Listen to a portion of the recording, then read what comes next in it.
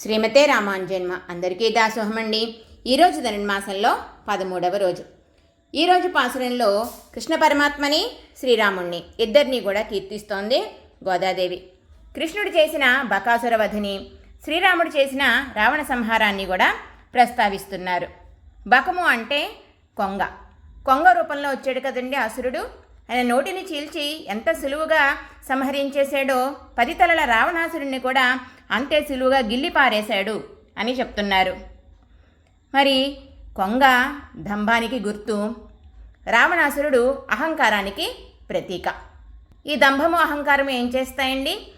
పరమాత్మను పొందడానికి పరమాత్మే ఉపాయం అనే భావన మనలో కలగకుండా చేస్తాయి. మనల్ని మనమే రక్షించుకోగలం అనేలా చేస్తాయి.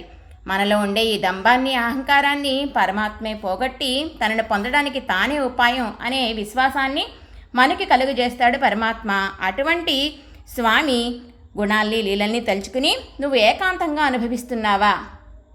నువ్వు మాతో కలిసిరా, అందరం కలిసి పరమాత్మను అనుభవిద్దాం. కృష్ణ విరహతాపం తీరేలా అందరం కలిసి స్నానం చేద్దాం ఆయన గుణానుభవంలో అంటూ మేలుకొలుపుతున్నారు ఈరోజు పాసురంలో 7వ గోపికని గోదాదేవి. ఇలా మన పాలకొల్ల అష్టభుజ లక్ష్మీనారాయణ స్వామివారి సన్నిధిలోని ఆండాళ్ళమ్మ జడ చక్కగా అలంకరించబడి ఉందండి. శ్రీమతే రామానుజాయ నమః.